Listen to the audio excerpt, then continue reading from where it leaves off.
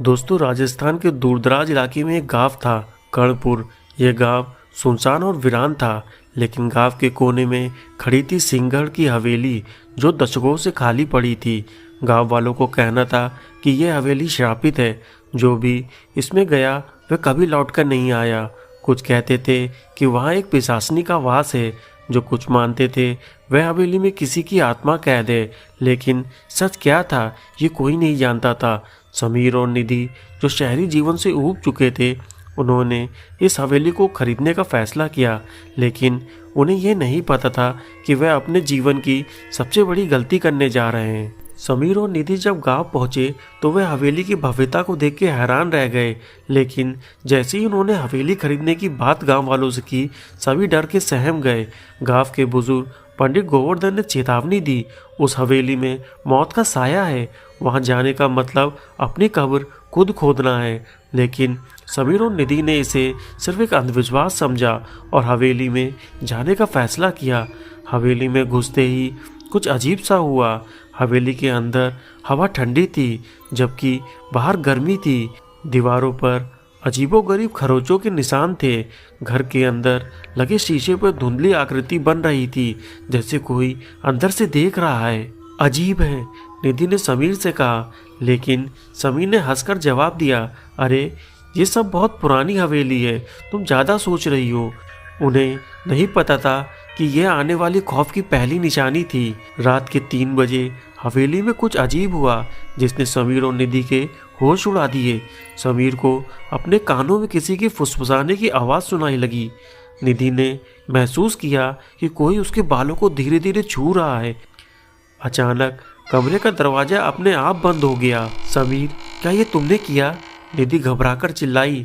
नहीं, लेकिन ये खुद कैसे बंद हो गया? समीर भी अब डरने लगा था। अगली सुबह वे गांव के बुजुर्ग बाबा रघुनाथ के पास गए। उन्होंने हवेली के भयानक इतिहास के बारे में बताया। ये हवेली कभी ठाकुर रणवीर सिंह की थी। उनकी बेटी मालिनी बहुत सुंदर थी, लेकिन उसे हवेली के नौकर अरुण से प्यार हो गया। जब ठाकुर को ये पता चला तो उसने अपनी बेटी को हवेली के तहखाने में जिंदा चुनवा दिया। उसकी आत्मा आज भी वहाँ कैद है। समीर और निधि के रोंगटे खड़े हो गए, लेकिन अब हवेली छोड़ना उनके लिए आसान नहीं था। शाम होते ही हवेली में अजीब घटनाएं होने लगीं। आईने में अजीब आकृतियां दिखने लगीं। रात के 12 बजे निधि के बिस्तर पर किसी ने खून से लिखा, भाग जाओ।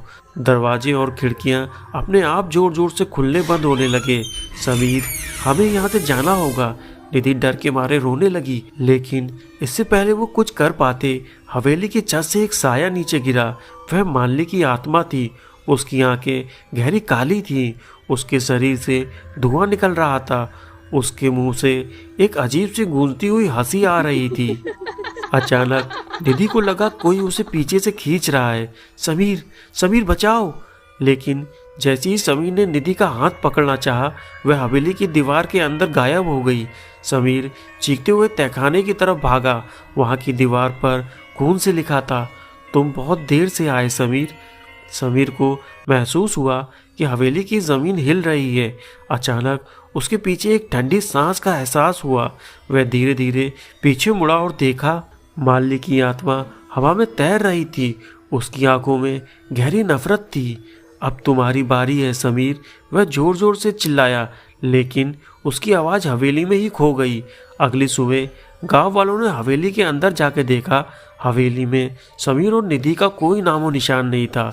कमरे की दीवारों पर खून से उनके नाम लिखे थे। तहखाने में 2 नई कब्रें खुदी हुई थी। गांव के मुखिया ने हवेली के दरवाजे पर एक ताला डाल दिया और चेतावनी लिखी, जो भी इस हवेली में आएगा वह मौत को गले लगाएगा। आज भी गांव वाले कहते हैं कि रात के अंधेरे में हवेली से चीखने की आवाज़ें आती हैं। लोगों ने कई बार देखा कि हवेली की खिड़की से कोई जलता हुआ चेहरा झांकता है। क्या आप इस हवेली में जाने की हिम्मत करेंगे?